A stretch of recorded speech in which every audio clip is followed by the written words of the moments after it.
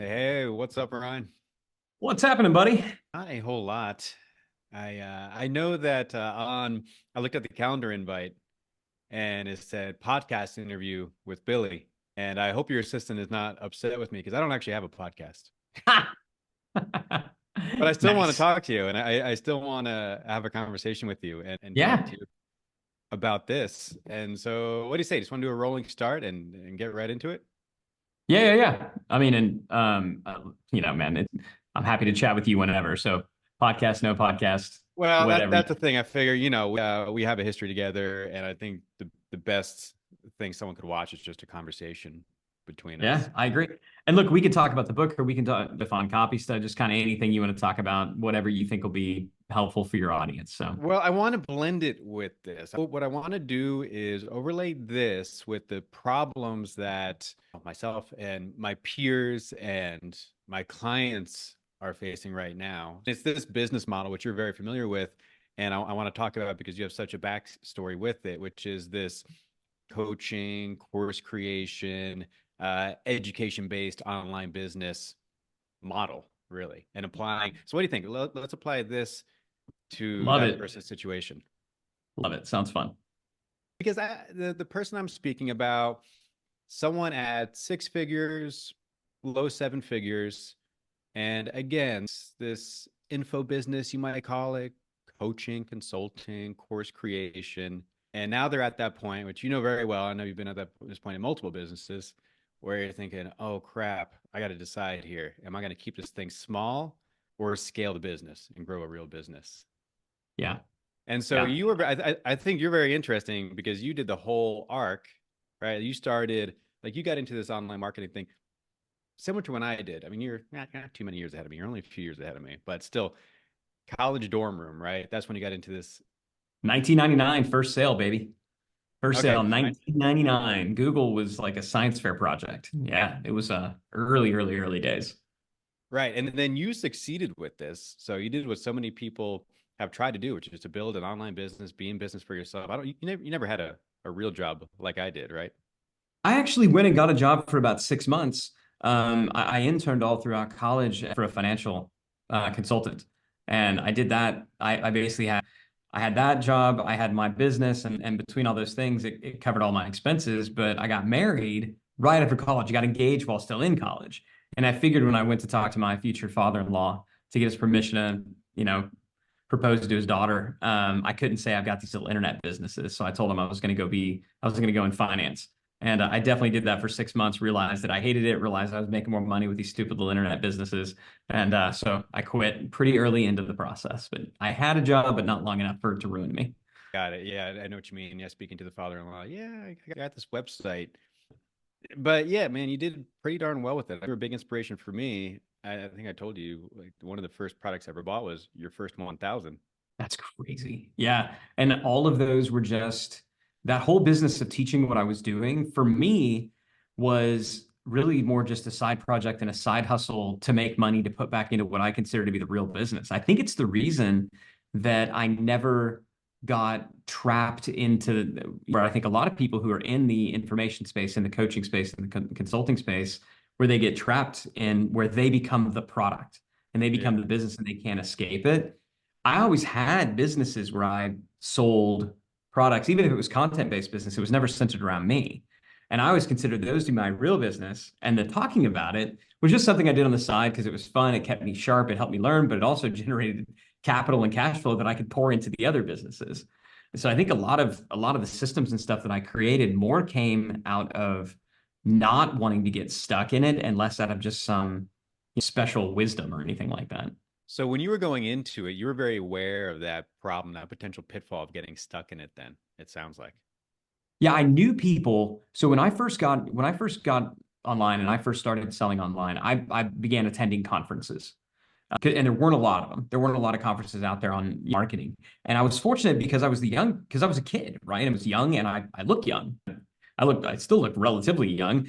Back then I You looked look like a great. just thank you. I was fishing for a compliment. You picked up on it, and I appreciate that. No, I look like a baby. I mean, truly, people thought I was still in high school. And so I'd be there walking around at this conference, at this event, and people were like, "Who are you? What's going on?" And they would want to help me. And so I got into a lot of these like inner circles of even a lot of the speakers, a lot of the experts, people I had no business hanging out with because I was a kid and they wanted to help out the kid.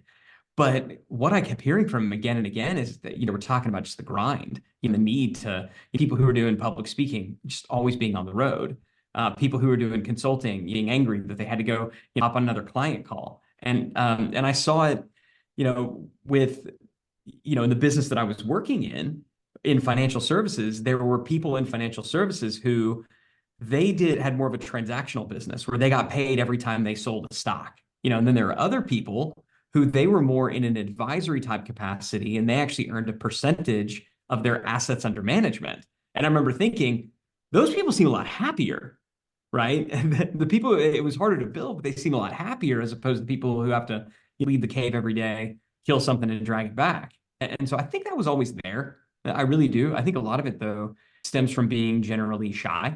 I can fake it. When I go and speak, I can fake it for money, but I'm generally shy. I'm generally introverted. I never wanted to be the person out there on the front of the stage. So I never sought to build necessarily a business around me. And I think I unintentionally benefited because I wound up building a business that was far more scalable because I never chased fame. I think that in my experience, I know what you're saying. It seems like a bit of an easy button to sell yourself to be the guru, at least at first. I think it's natural because we prefer to buy from people. But I think that's what that trap is that you're talking about. There's a reason why it's a trap, right? Because it's alluring, it's tempting, and maybe some of it is, yeah, to be the personality. But it seems to me that when I mean I see this too when working with clients, we try to make that shift from, say, we're running a marketing campaign, we're doing a launch, and historically it had been all them front and center on the camera and everything, and then we might try to put it more behind a company or behind a brand, and it often doesn't do as well. We notice a difference when that person is not front and center selling that thing. Do you think where's the truth in that? I think that's absolutely true. And I've experienced it. And when I believe in the beginning, when you launch a brand, you need a face because we don't trust that brand yet. And so, and while I may not trust as much a human that I don't know, they're at least a human. And they've got human-like characteristics, and I can look at them and I can make a judgment. We're used to doing that. We're not used to, as human beings, making snap judgments and decisions based on, can I trust this logo or can I trust this company? And so I do think when you first launch, you're all you got. And so, yeah, you're the one that's out there, and it's perfectly appropriate to leverage a personal brand to launch that business. And I've actually made the mistake. So when we launched the Scalable company, right? It was after, this was in 2020. It was after I've been doing this for a while. And so I'm thinking to myself, hey, I get to skip steps. When I go and launch this company, I don't want it to be based on me. So I'm going to launch it under the Scalable company. My name isn't really going to be anywhere. I'm going to try not to be in the videos or anything like that. And the thing flopped. The people who knew it was me, they signed up because they knew I was behind the scenes, but everybody else, who is this? What is this company? I had to get back out on stage, literally and figuratively. I had to, be the face, be the brand, build the trust, and then I was able to transfer that to the brand. The problem, though, and the mistake, and I did this before with Digital Marketer, I've done this with other brands where I wasn't the face, but somebody else was. You need a face. You need what Daniel Priestley calls the key person of influence. There needs to be that face in the business. The problem is when the face decides they are the business. And that's the distinction. Are you the business, or are you the best spokesperson your business has ever had? Richard Branson is not Virgin. Richard Branson is the best spokesperson that Virgin has ever had. Warren Buffett is not Berkshire Hathaway. He's the best spokesperson that Berkshire Hathaway has ever had. And on and on. You look at Steve Jobs. Steve Jobs was not Apple. He was the best spokesperson that Apple ever had. The mistake that people make who, if in these different businesses that are related to information, knowledge, creator type businesses, because they start out both being the spokesperson and the product, they never divorce the two. And they see the two as always, being there. And you got to divorce those two. You have to, at some point to a company, point to a specific piece of intellectual property. right? Whether it's light bulbs and, the things that, Yeah. that you do, right? At some point, it has to become about more than just you as being, all wisdom and knowledge. You got to point at something else. And that's how brands get built. That's the step most don't take. Well, and that's the key word, step. And you said something earlier. You said, I thought that I got to skip steps, which Yeah. there are steps. And so what I'm hearing is that when you went into this, you saw the steps. And what I'm really hearing is that it takes strategic thinking, where you're thinking two steps ahead. You're playing chess, not checkers, and you see becoming the spokesperson, becoming this person on stage, not as you're just filling a role temporarily. You're the spokesperson for the brand. Like you said, the brand is not you. You're not the product. So imagine that someone goes into this then, and there's these two paths they can take. The one path is not knowing what you know and thinking two steps ahead, and becoming that person who then falls into this trap that you talked about. And then the other person is more you, where you saw, and only because and that's the benefit of like wisdom and experience of following people who are beyond you, right? Is that like you can Yeah. see that and you can be like, okay, well, you made that mistake. I'm going to go this way and avoid that mistake. So, what are some of the things then for that path that you took and knowing this, and this is your recommended path for people? What would you do differently? What did you do differently, even when you were wearing that spokesperson hat, to set yourself up for that second move where you then stepped back from that role? So when you launch, you need to launch with a brand. And again, I think that this is a big mistake that a lot of creators make is their brand. If you were to go to their website would be their name, right? Now that's fine, but I mean, I have a personal website. You should probably have a personal website. But if you want to build a company that can be separated from you at some point, which I guess let's back up the truck for just a second, because all this is operating under the assumption that people want that. I think it's important to acknowledge that there are some people out there who they're like, no, look, I'm happy to be the face. I'm happy to be the product. I'm happy to be I'm happy to have courses and books. I'm happy to do some consulting, some coaching, and I'm happy to basically for it to be me and maybe a couple of helpers running around. You can do that. You can grow a business to, one, two, $3, $4 million. That's kind of where it starts to cap out with you and a handful of helpers. And that could be great. I mean, you can make a ton of money. If you're doing that, you probably have 50, 60% profit margins, right? You're making a lot of money. The problem is that you're not doing anything that's sellable, which maybe you don't care. You're like, I don't necessarily care to sell it. But the bigger thing is you're not building something that you can ever take a break from or detach yourself from. You're on that hamster wheel. The moment you stop, it's going to stop spinning. And one of the things I talk about in my book, I call it the founder's curse, is states that the more valuable you are to your business, the less valuable your business is. And if you're a one-person show, I mean, if you're running a solo shop, if you're a solo entrepreneur, which I know is really popular, and for good reason, I think it can be amazing. You should just know that you have a profitable business. You might have a business that has high impact and that brings you a lot of joy, but you don't have a valuable business in the sense of enterprise value. And maybe you're okay with that because it's valuable to you in other ways. The mistake happens when people say, oh, no, but I want to build a business that can scale, that we can do tens of millions of dollars, impact tens of thousands, hundreds of thousands of people, sell this one day for tens of hundreds of millions of dollars, but I want to do it all by myself. Those two things just don't go together. That doesn't work. I don't know anybody who's been able to do that. And I know lots who have tried. So let's assume that you're in the latter camp and you want to do that. Like that is your goal, or at least you want the option. Because I think that's important. You can do what we're talking about and still stay solo and have the option to pivot up if you want to. So moving forward, again, I wanted to go back just to establish that. But moving forward, if you're saying like, oh, I want to keep the option to build a sellable, valuable enterprise on the table, you need to launch with a brand and a product brand. So there are personal brands, there are company brands, and there are product brands. And when you launch, you should probably have all three because your product is not your company. Your company ideally will have multiple products. Also, you are not the product and you are not the company. Not if we want these things separated. So you've got your personal brand. Good news. Mom and daddy gave you that, or you came up with a new one somewhere along the way. Your company.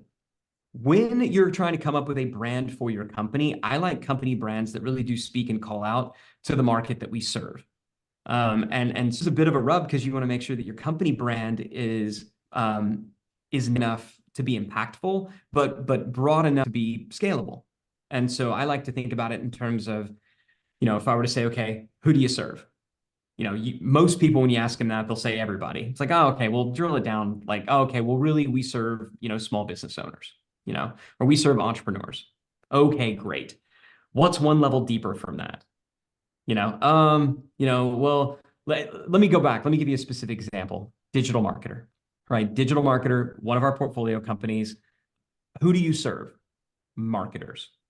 Okay, I have to get more specific.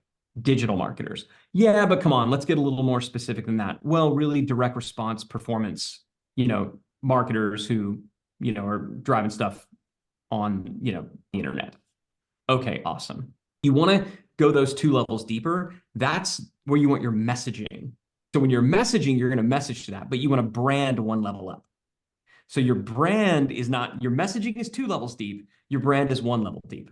That gives you the room to expand. That's why I went with digital marketer, knowing that that's a big enough tent. We can do a lot of things, but our messaging is really talking to, you know, digital entrepreneurs. It's talking to, performance-based marketers. Nobody who's like kind of on the brand side or PR is necessarily going to, seek value, or even SEO type folks or content. So that's kind of where I would start. What are those three brands? Your personal brand, company brand, and then you need to have product brand. Sometimes the product brand and the company brand are the same. You see this in SaaS a lot of times. That could be okay in the beginning, but you saw like with Google, for example, they had to pivot to Alphabet. Facebook had to pivot to Meta. So at some point, if your company brand is your company brand, you just got to know you're going to have to come up with another one at some point. But there are worse problems than that. So that's kind of step one. Yeah, it reminds me of, so when we teach the 5 light bulbs, I have them do this exercise called the tip of the spear, because, and it has to do with who you target, like you were saying. And because there's this, they're being pulled in two different directions. On the one hand, these people I work with say, business owners, I can all these people with what I do, all these people. On the other hand, I know that if I try to speak to everyone, and Billy, you're a messaging guy, right? So I help with messaging. If I try to speak to everyone, I speak to nobody. So I got to be Yep. really, really specific, but now I can help all these different people. And what I say is, look, this stuff unfolds over time. And it's like this idea of playing chess. You can think a couple steps ahead. So think about the tip of the spear and ask, okay, who do I want to target the next 12 months? And then you build up the reserves. You need fuel to reach those broader markets. With you guys, like when you're running ads to these colder markets, it takes more money to reach them, but you need to, because you tap out the tip of the spear, the first people that you reached. So it sounds like the same idea, where you want to be really specific in your messaging, because that's how, and I know from copyright, that's how you're more profitable, when you're specific in your messaging. But then when you start to tap that out, then you have room to expand. And what you're saying is interesting. You're saying define the company by that, which I is unique advice. I've heard that before. What are the other ways people typically, like, what's the other advice about how to create your company or what to base it around? Well, I mean, there are people who will name the business based on, based on a product, and often products are named, just it's kind of the label on the jar, right? So a lot of times products are labeled named for exactly what it does, which that's fine too, because I like products to be named for the desired end result that they generate. Like to me, I like that. And if a company name kind of does the same thing, great. But you could have you company for the audience that you serve. Again, more broadly, you could name a company for kind of an end result that you deliver, or a state that you deliver. Or the company name could just have no meaning whatsoever, which is also fine, because then your messaging can be to that, or it can be very, kind of opaque. So Facebook, that's sort of label on the jar. Like, what is it? It's like a digital book of a bunch of faces. Pretty Yeah. simple. Google, that sort of speaks to the desired end result. Like it's, Google is like this massively large number, and it's like all of the information there for you to be able to access. So it kind of metaphorically nods and then you think about something like Apple. That's just, it means what we say it means.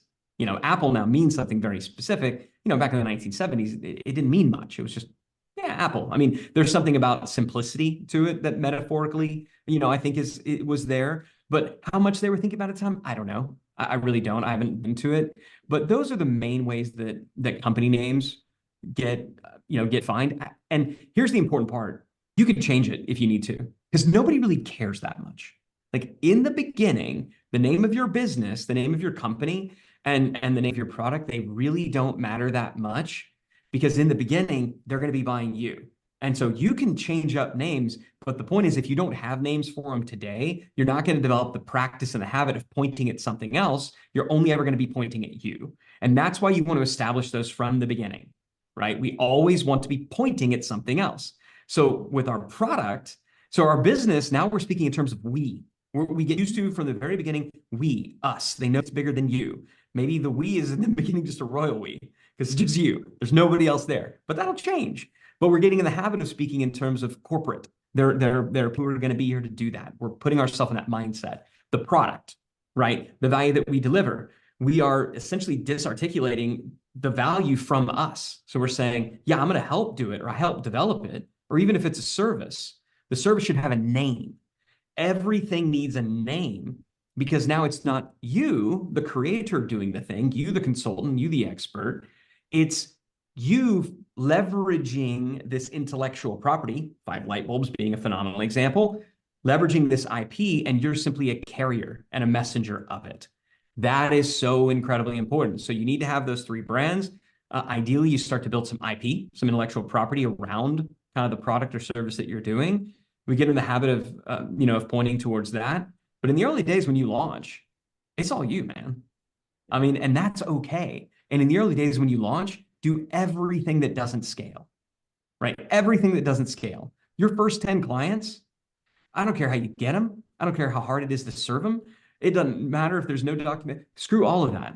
Just go and get 10 people to give you money, and do that until you have at least 10 people who are absolutely over the moon thrilled, such that they have a measurable result and they're willing to let you talk about it.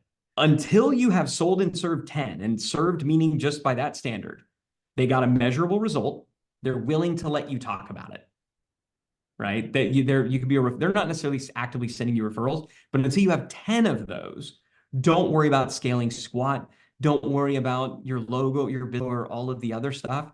But once you have that and you're ready to scale, okay, now we can get into systemizing the fulfillment, client acquisition, building up and elevating the brand. All that happens after we've sold and served 10, though. Well, and I think it's a very interesting point that people get to, where they get that traction and they get to that, let's say, mid, high 6 figures, low 7 figures, and they come to that decision that you were talking about earlier. To really simplify it, it's either I scale this thing to the moon, or I build a lifestyle business. I think it's a Yep. very interesting scenario, and I know like a lot of my peers, people I'm with, are in that scenario. And I know, like we said earlier, you look to people who have been down that road before, because I imagine that there are blind spots there that I have. So what are some, when someone gets to that point, again, a point you're very familiar with, what are some of the blind spots or misconceptions that they have when it comes to that decision point? Do I scale it, or do I keep this a lifestyle business? Well, I think the blind part, if you decide to scale, that is a one-way door, and it's not. You can to pursue the scale path and ultimately say, you know what, this isn't working out. And it could be not working out for a variety of reasons. Maybe the market demand isn't what you thought it was. There could be a variety of reasons, but you can always choose just to punt. You can always choose to kind of retreat back, right? But if you don't build with scale in mind, then it's really difficult to make the shift forward. So if you have a lifestyle business and you say, okay, let's scale this lifestyle business, it can be really, really difficult to transform a lifestyle business into a scalable business that didn't have some of these assets and habits in place. I'm not saying it can't be done. It's just harder, because you have to build new assets. You have to, in many cases, re-educate your existing audience. They're confused by the fact that, why, now there's a game up here. Are you leaving? Are you away? It's this whole, nobody asked that. Like, as I slowly started to pull away from digital marketer, dude, people didn't really notice. And I mean, on one hand, I guess that maybe hurts your feelings because you want to be missed. But on the other hand, it was always about digital marketer. I was always pointing to the brand. I was always talking about the customer value journey. I was always referencing the other people who were around, our faculty, and the value that they provided as well. And so there were always other people there. There were always other things being pointed at. So when I wasn't, as active, I mean, some people noticed, but in general, things just went on. It's a lot harder if you one day decide, okay, everybody, this personal brand is now gone. I'm replacing it with this, which again, you don't have to do. Far better just to launch a new brand and to start, than to 4 years away. But I think that's a misconception. I also think another misconception about building a business for scale is that it's more work. And having this big company has you more stuck and trapped. In reality, if you build a business that has great systems and that has great people, you will have far more freedom than if you have a solo business with no employees. The reality is if you have customers and you have clients, and if you have a business that actually is generating revenue, then you do. They're going to expect to be served. Like they're going to expect you to do stuff for them. And so you can say all day long that like, oh, I don't have an employee, so I'm free. It's like, no, you were the client. Everybody's always working for somebody else. And so you got to answer to them. And if you're on the beach kicking on, on vacation, a client's hitting you up and there's nobody there to help them out, you got to make a decision basically. Am I going to totally disappoint this client, potentially lose them? Or am I going to, blow up my vacation and potentially disappoint the people I'm with? That's a tough judgment call to make. When I go on vacation, I'm on vacation. I don't take a laptop because my team's got it, and so you'll never know quite as much freedom as when you have that team. Now, it's not without its, issues and challenges, but is built, which is work. You actually have way more time than if you're a solo person. And I think the other misconception that people have is that if they build an information business, if they build a coaching business, a consulting business, that this business could never be sold anyway.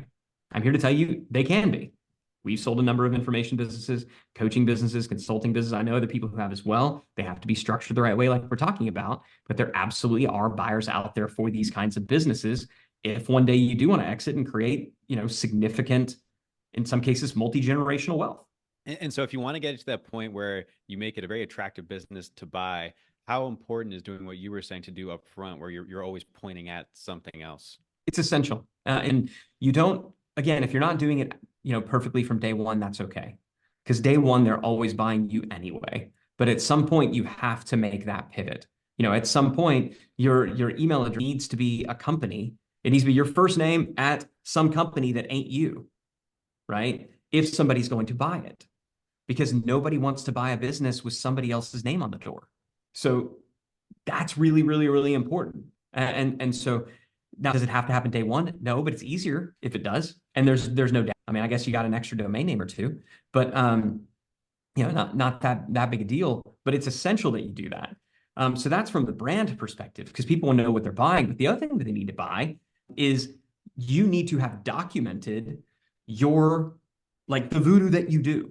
It needs to be documented. It needs to be codified in such a way that someone else can deliver similar value. Maybe they're not as good as you, right? Maybe that, maybe when I'm working with somebody and I'm helping do their marketing, like nobody could ever be as good as me. But let me tell you another dirty little secret and misconception, what we said before, really good chance that other people will deliver and fulfill your stuff better than you do because you've got the curse of knowledge. You're really, really close to it. Oftentimes, good trainers, good teachers, the experts, the creators, they're really bad coaches.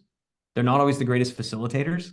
You know what the answer is because you're so close to it that when somebody's going through the process, you want to just tell it to them instead of having them walk through a process to figure it out on their own. That's me.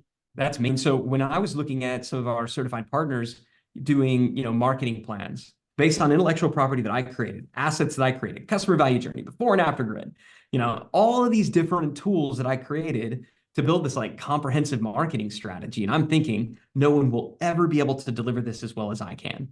And then I saw time after time, people who were quote unquote, not as good as me deliver it far better. and that happens. And so that's the next I do is get somebody else to deliver it. And that story of yours always stuck with me because, and for everyone watching and so you know more of our backstory, because I've been following you from afar for a long time and learned a lot from you, and the stuff that you taught helped get into my career and have my homebrewing website take off to the point that I could do that full time and then get into the helping other people and more general online business stuff. And then mutual friend Tiago, you took our Keystone Accelerator. Yep. And in that very first cohort that you were in was when I developed the 5 light bulbs, because I sat down to develop this curriculum and I was before. So the 5 light bulbs was like the 20th iteration of it. And I said, okay, well, we got a lot of people now because Tiago promoted this thing. I got to make it really good. And then that's when I had the idea for the 5 light bulbs. And then I started consulting with you guys on that scalable campaign. I flew out to Austin, hung out with you, Hmm. your head of growth, and you were coaching me on the 5 light bulbs and IP and what it means to have an IP business. And I remember the story you told where you said you walked into a room where someone was on stage delivering your stuff, your framework, and they were teaching it better than you ever had, and how humbling that Yeah. an experience that was. Yeah. They were up there, my slides that I developed, um, teaching frameworks that I had created, telling my damn jokes, man. I mean, even telling my little jokes and Even the quips. jokes. They weren't telling like personal stories and pretending to be me. I think that's weird. But the same little things, and it was like, yeah, they're doing it better. And now like so the scalable company, we're helping businesses install what we refer to as an operating system, which for us means something very, very, very specific. And it has truly been my life work for the past decade. Because although I play a marketer on TV, the day to day is I'm running companies.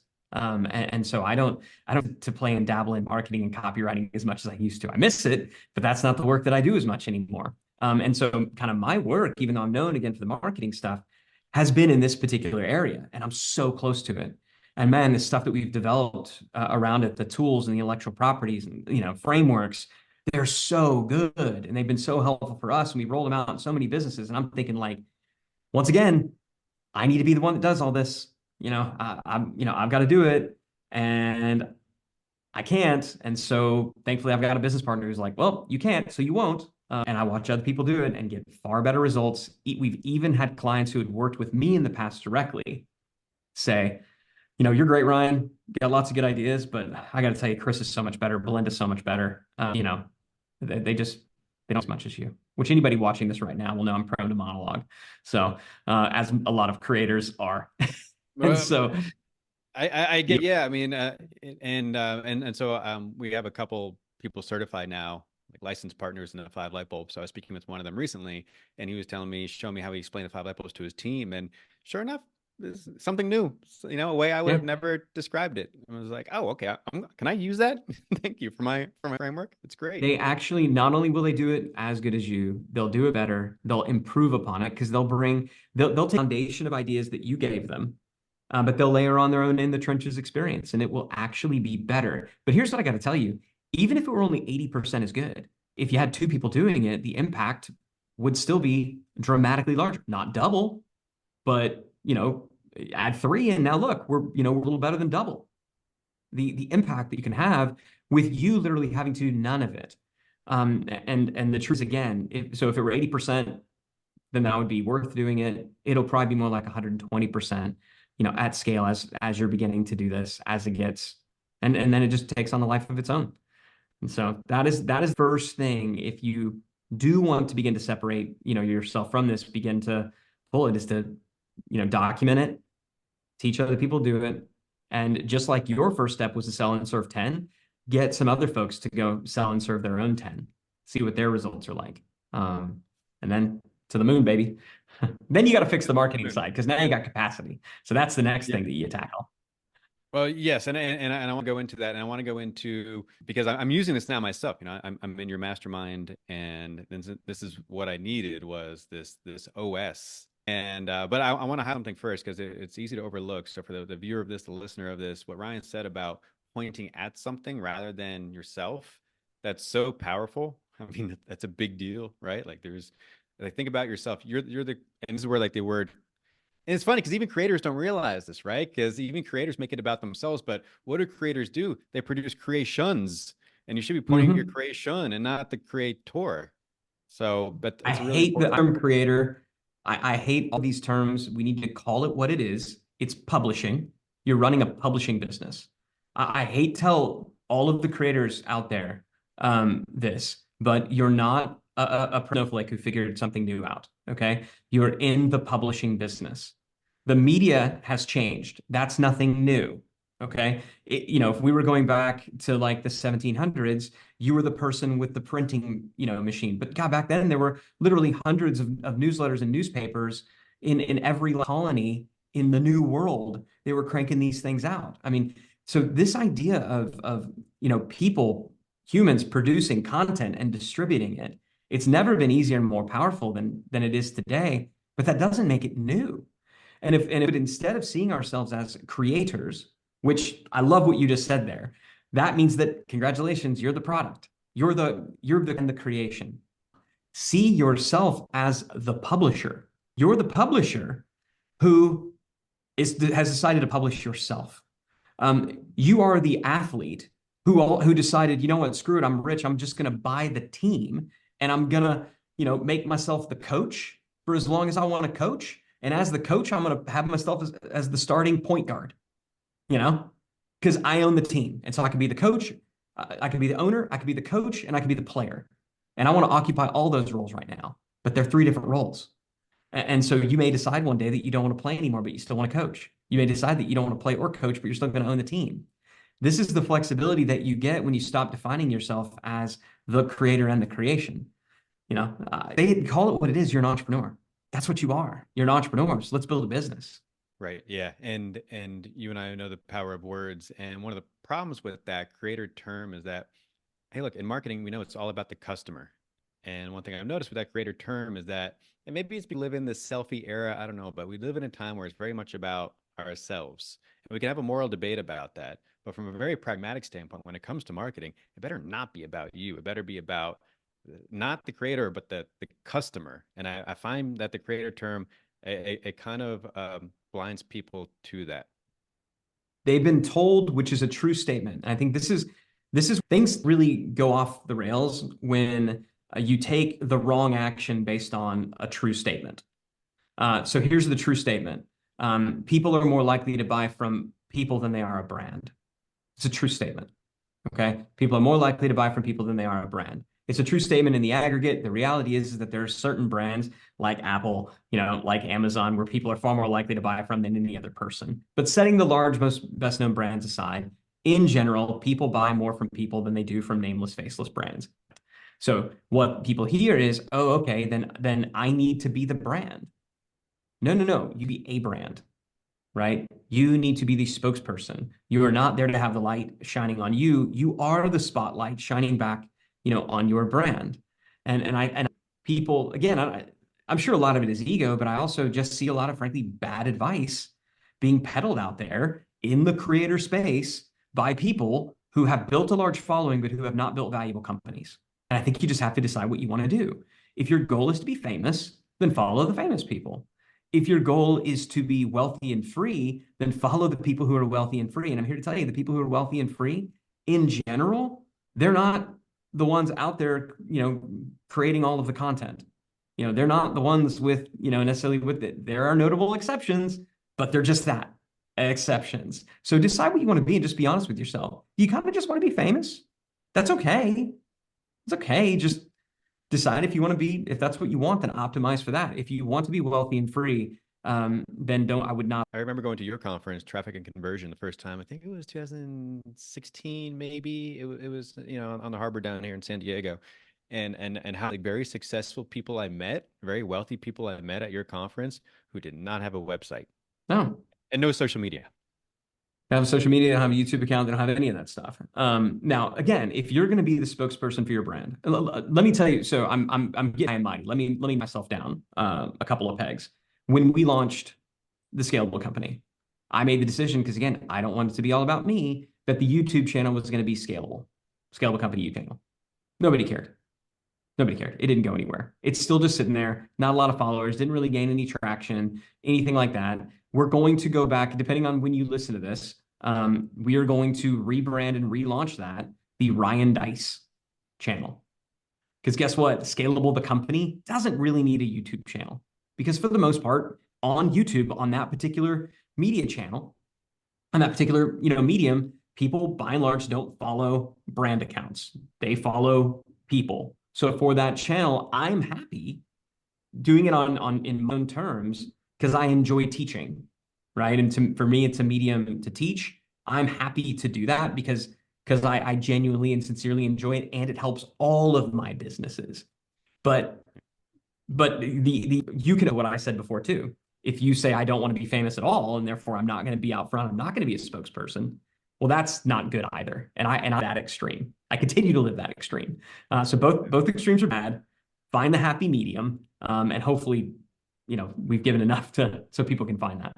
Yeah, I think that mindset is key. That pointing at something else while being wearing that spokesman hat. I think it's the key. So let's go back to that person then who's at that point where they've largely been the face of their business, their brand, and they've had success. They've done things that don't scale. The things that are taking off, and now they're at that point where they're deciding, okay, do I scale this thing or keep it where it is? And Mike is saying, and what I've seen too, is that it's hard to stay in that middle ground. I don't want to say it's an all or nothing kind of thing, but maybe it No, it is. is. Yeah, it is. That middle, I mean, it's literally referred as no man's land. I mean, there have been books written about this concept. No man's land, it's been called the messy middle. It's been called the swamp of scale, and it is loosely between $3 and $7 million in revenue. I have seen time and time again that is kind of that really tough area where you're too big to be small, too small to be big. And that's what I'm saying. Like, if you're gonna be that solo business, you're gonna start to hit real ceilings at around it's going to start at 2 million. Some people who are really motivated, they have really efficient distribution models and customer acquisition models. Maybe you do have an incredibly large organic following. You can get it up to 4 or 5, million, but you're really going to start to hit some ceilings there. And you may even find that, God dang, I made more money when we made a little less. I hear that all the time. And so if you decide that you want to scale, you got to know that you're going to have 12 to 24 months of this really freaking sucks while you swim through the swamp of scale to basically go from, let's call it 3 million up to 8, 9, 10 million in revenue when you go, we now are generating enough revenue. There's enough cash flow. There's enough margin here to pay for all the people that need to be here and to pay me as well. And when that happens, that's when you're making more than what you were making, not gobs more, because at 2 to 3 million, like I said, you probably have a 50 to 60% profit margin. At 10 million, you probably have a 35, maybe 40% profit margin, depending on your team size. And I'm speaking specifically of information-based businesses, because obviously from a cost of goods sold perspective, yeah, even service-based businesses, really high gross margins. So net margins, they're probably going to be 60% of what they were before, but the scale is much larger. And you can go on vacation for 30 days and like not take a laptop or, check email or check Slack or take meetings or you get the idea. You also at that point, depending on the business, sell it for a significant multiple of EBITDA, of profit, and you can also keep growing. Incidentally, it gets really hard and sucky again at around 30 million, just for what it's worth. So you kind of see that you hit it again. It's at the ones and the threes. So it's like Yeah. 3 million. It's like, so getting to 1 million is tough. Hard to get it at 3 million. Tough again, 10 million going up again. It can be a little bit tough, 30 million, but that's sort of how it works. So if you get to that point where you're, let's say between 1 and 3 million, it depends on what's happening in the economy and the market and everything too. But you're in that range, and you're saying what it's going to take, like it's going to suck getting to that 10 million. The gut reaction, my gut reaction is, okay, well then, hey, I don't need 10 million. I'll chill at a million to 3 million because that's easier. Is that necessarily true though? If you decide that you just want to stay at that, maybe it is just 1 to 3 million range. Is that the easier Yeah, route? yeah, it definitely is easier. And it still be very fun and it can still be very free. And what you want to do there is you want to position yourself as that premium, offering. You want to make sure that you're continuously from a supply demand dynamic. You want to make sure that there's always more demand than supply. So you want to constrain your supply, and you just decided this is where I'm going to stay. And the name of the game there is working with better clients who pay you more faster and don't require as much of your time. So it's generally, you can still grow and scale, but it's going to be growing and scaling through improving your average client values, and building certain efficiencies. And I will tell you, with the advent of AI, depending on the type of creative work that you're doing, there's a really good chance now. I mean, we're going to see 1 and 2 person creator businesses with somebody who understands ChatGPT and building and creating GPTs and prompts and some basic things around that. I do believe that is going to help a lot of folks get through no man's land. Don't think we're quite there yet, though. Yeah, maybe that 1 million becomes the 10 million. Maybe it shifts Yeah. because of the boost from AI. So much of it depends on what you're delivering and how you're delivering it. You know, if you're doing something, you know, if you're a designer, for example, you know, I'm sorry, but Midjourney is just it ain't there yet. And hopefully you're selling something that's unique enough that can't be automatically replaced by that. If you're a marketing agency, yeah, there's probably stuff that you're doing right now that instead of having to hire people to do, because that's the biggest thing with a lot of these service-based businesses, the reason scale becomes difficult is because you're generally hiring more humans to Right. to help with the scale, and so you don't really get any economies scale. You know, whereas with if it's a physical product, well, if your raw materials purchases go up, you're generally buying less. You know, and you're shipping larger containers, so you're paying less in shipping on a per unit basis, and you're have a stronger negotiating power, and all these other things. So you get economies of scale with physical products, physical goods, manufacturing, importing, all that kind of stuff. You certainly get economies of scale with software. With software, I've got source code here, and it's going to do what it does, whether 10 people are using it or 10 million. That's why software companies are so valuable.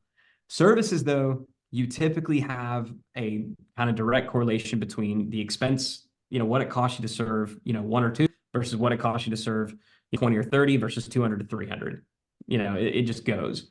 Technology offsets that. Good systems and process documentation offsets that. And so I do think we're going to get there. Yeah, and one thing I want to highlight that you said is the idea of selling higher priced products and having a back end to your business, so follow products and all that. I see a lot of people going down market way too early, like way before even hitting the $1 million mark, and they're coming out with like cheaper and cheaper online courses and everything, which is more of a mass market business model. You need a lot of volume to make that work, and then you're in a tight spot because then it's tougher to go back and charge like those thousands of dollars for something. Yeah, if you're going to do that, make sure it doesn't look anything at all like the thing you're selling higher ticket for. You got to completely break the mold in terms of the packaging that you're putting around it. And that's why you see a lot of folks just coming out with a book because everybody understands that a book is, 10, 20, $30, but it still is a high status packaging. Yeah. So I could have a service that somebody pays me $100,000, to get access to my services, and I could write a book that speaks to some of the same kind of things, but and people, it would not necessarily devalue it. Now, you do have to be careful if what your service is called is literally the exact same title as the book, that can create a marketplace and cause people to say, well, before I buy the service, I'm going to at least try to read the book first and see if that'll work. And so we had to be, thoughtful about that, writing a book called Get Scalable, and, where it talks about an operating system and having a premium service called the Get Scalable Accelerator. We're like, what does this mean? But we were able to have the messaging be different enough. But if I had to do all over again, I might tweak that naming just a little bit. Mm. But your point is still the same, though. Be really careful. You do not want to create a massive like down market suite of tools if you want to keep it small, if you want to kind of go bespoke. Yeah. Yeah. It's one of those things where I mean I started selling $47 home beer brewing courses, and it's I would say easier now for me to sell like a $5,000 seat in a high ticket program than it was to sell a $50 beer brewing course. Like think the world is not linear, it's exponential. And I in almost all cases recommend for the expert business model to start at the top, work top down, start with high ticket stuff and then go into Oh, yeah. lower ticket stuff versus working your way up. You may never get to the top. And you may find that there's no middle, by the way. Yeah, yeah, that's true. And you maybe take more of that like barbell approach you're talking about, like the really high ticket Yep. stuff and a book. That's a pretty solid way to go. So for that, so then okay, so that person, let's say they get to that 1 million, $2 million mark. Okay, then they have a choice. We can scale it, we can keep it where it is. It doesn't sound like there's any downside then to following this model, either way, whether you want to keep it a lifestyle business or if you want to scale it. If all you do is build systems for yourself, it's worth building systems, because it'll make you more efficient. I mean, I don't know about you, but I'll go back, and I think most of this, we will break things just so we can fix them. We Yeah. will fix things that ain't broken. We will reinvent wheels that are spinning just fine. And so he said for building systems to keep yourself honest, but also beginning to build systems that maybe you don't want to hand all of it off to somebody else. But is there a piece within this process that you can have somebody else do? Lawyers do this with paralegals, accountants, CPAs do this with bookkeepers. So maybe there's an aspect of your fulfillment process that perhaps you can't hand all of it away to one person. Perhaps you can't hand all of it off to multiple people, but can you hand some of it off to some people? In almost every case, the answer is yes, but you won't know that unless you go through the work, and I talk about that in the book, of mapping what we call your value engines. And so going through and saying, okay, how do we actually do what we do? Like, let's visually map this out. What's the start? What's the end? Let's map the steps and stages in between. And so doing that for how you serve a client, how you fulfill, doing the same thing for how you acquire clients. Are people clicking on an ad? Is that how they're finding you? Or are you mostly going out there and speaking? But then when you speak, what's your call to action? Where do they go? What's your follow-up like? Beginning to document all of these things, what you'll identify is, holy crap, this step right here is a total pain in the butt, and I don't have to do it. I can hire somebody to do that. And that's how we begin to build out our teams, not by saying, ooh, I just want to hire a bunch of helpers, but by hiring specialists to do very specific things that drive the value creation process. So I think it's good to do no matter what. That said, I had a conversation with a good friend. This person has sold millions of books, not exaggerating. It is a book that if I were to say the name of the person and say the name of the book, I think you and every single one of your listeners would be like, holy crap, I've heard of them. This person just wants to write and just wants to speak. And they don't necessarily want to build a big company, but he felt like he should. He felt like, I've been so blessed with the sales of this book. If I don't grow and I don't scale, I'm not going to impact as many lives. But at the end of the day, he's got a couple of kids. And he just kind of wants to be a dad. And he knows that building a business and all of the infrastructure around that, number one, he doesn't know how to do it. Number two, he doesn't want to take the time to learn it. Number three, he just doesn't want to. And so my thing was, dude, don't. I give you permission. You don't need it, but you seem like you need someone to tell you that it's okay to not scale, that it's okay to stay at $1 to $3 million. I mean, he's making about $3 million a year, taking home about $2. Not bad. No, that's just fine. That's wonderful. Is it going to sell for lots and lots of money? No, not as much as if he were to build up some of the other things we were talking about, licensing programs, distribution agreements, and having like coaching type stuff. Like, it would be worth more if he did all that. And maybe one day he will. But for today, he just wants to be a speaker, an author, a dad who just happens to bring home a couple $1,000,000 a year. And that's okay. And if it were $200,000 a year and that were enough, that's great too. So don't let anybody convince you that you have to scale, but also don't let somebody convince you that you're incapable of it, because you're not. This is all very learnable. Even my friend, he's more than capable of figuring it out if and when he decides he wants to. Well, first, that sounds so peaceful. When you say that business model, I'm like, I want that. And also, processes can still help him. Like, I'm sure, like you said, he does speaking. Like, there are a lot of processes involved at. So let's be humble and realize that processes doesn't mean like it needs to be processes for a 50-person company. And even one process, I've experienced this, can really free you up. And so that's what I really love about the book. And I really do, man. And it feels like it was written for people like us. And there's always been this idea of the person who starts a business is not the right person to grow it. There's been this sort of conflict between the entrepreneur and the CEO. I know there's been a lot of books written about this. The idea, like, the mindset is different, getting it off the ground, and this person is growing it. And I feel like this book really helps this person that we've been talking about, this infopreneur, coach, course creator, that gap between being that entrepreneur and being more like the CEO. Because, man, you need this stuff. Like, you need processes, even if you're more of like a creator or an artsy fartsy type. And even me, I do marketing. I come up with messaging ideas and things, and this stuff is not as natural for me. Yet I know that I need it, and I love using the spreadsheets you provide, where I can go through and do my scorecard. I can check my stats and everything. You're doing it for me. You're handing it to me, and I'm like, okay, I know I need to do this, and I'm going to do it. I put it on my calendar, and I'm keeping up with pretty well. I am. And if I weren't, I wouldn't say I don't need these processes. I would do what you recommend, which is find someone to do it for me. Start to delegate this stuff, right? Because you can create the process. That doesn't mean that you need to be the one to maintain it, but you really do need stuff like this, these processes, if nothing else, for your peace of mind. Yeah, I mean, it will create freedom even if you're the only one. And if at some point you decide that you don't want to do it anymore, now you know that you can bring somebody in and they can do it. So there is definitely a sleep at night factor that I think makes it worth doing a lot of this stuff. And I love what you said before, because I do think, and especially with creators, I've been told that, you just really don't have what it takes to run a big company. And I mean, I'm just here to tell you that's just horse crap. That's just not true at all. It just isn't. It is a different game, but it is not an unlearnable game. It is not that much harder of a game. I mean, I've started companies, I've scaled companies. It's just different. And you know what? They're both fun. And they're both fun in their own different ways. And I like to do this stuff, and I want to build systems so that I can kind of exit the day-to-day of businesses, because guess what? I want to start something new.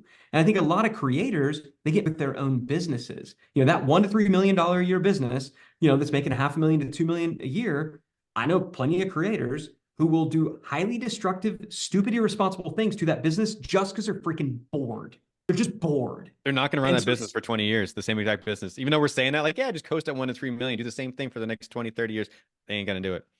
you won't. And guess I wouldn't what? do If it. you sit there and coast, somebody's going to come along and do a little better, and you're going to wind up chasing them, and you're playing cat. I mean, that's just business, how it works. And so you're always going to have to change. You're always going to have to adapt. Like for me, I want to get it to a point where I can step away so I can go and do the new thing. I have always, always, always operated multiple businesses at the same time, not because it's necessarily wise, but because I got entrepreneurial ADHD. And I think that a lot of do. And so, if nothing else, if it just gives you the freedom and permission to pursue a new passion without having to burn the one that brought you to the ground, Mm-hmm. um, I think it's worth doing it for that. Be able to say that this is still a digital marketer. I love what digital marketer did for me and the brand, the exposure that it created, the deal flow that it created. It's still a very successful and profitable business that I don't run, right? I mean, I'll still go and speak at the events if I want to. I won't if I don't, but it's there still continuing to serve clients to this and customers to this day. And I didn't have to choose between it because the systems were in place and the team could step in and run it. Yeah. They can step in and run it. Yeah. And then so think about what that it is that you are creating. Again, the idea of the creator versus your creation. What is that creation? And know thyself. Let's end on that. That's really what you're saying is know yourself. And if you're the kind of person who we're talking about, a creative entrepreneur, you're probably not going to stick with the same thing forever. So know thyself and plan accordingly and have that thing that you create that you can then step out of if you want or have someone else run. Yep, know thyself, but also be willing to and open to the idea that thyself will change. What you're passionate, enthusiastic about today may be different tomorrow, and that's okay. It doesn't mean that it didn't matter in the moment. It doesn't mean you're betraying your first love or those people who are there. But do set things up such that if you do decide to move on and try something new one day, that business, because it should be a business, it shouldn't be you, that it can still that it can still run, that there are people who can continue to nurture it and shepherd it along, and there are that can continue to be served by your ideas long after you have moved on from the day-to-day of those ideas. And all those potential paths can be much easier and more fruitful with what Ryan teaches in the book with these processes. It really is for people like us, me and people watching this, listening to this. So thank you so much, Ryan. Please, everyone, get the book. And then anything else that they should do to get help from you? Well, I'll say on the book, so it's available on Amazon for whatever a book costs. I don't know, 20, $30. But if you go to getscalable.com/free, you can get the book for free. It's literally just pay shipping and handling. And it's not like some BS shipping. It's like, what does it actually cost for us to ship the book? That's what we're charging. I think it's like $8.20 because that's the average cost to ship it. We can't do it if you're outside of the States because just the media cost is too expensive. You're really better off just to go through Amazon. But yeah, I'd say get the book, get the resources that go along with it. And if you like this kind of stuff, feel free to follow me on Twitter. I'm just twitter.com/Ryan Deiss. Pretty much all the other social properties are my team posting on my behalf. But Twitter's me.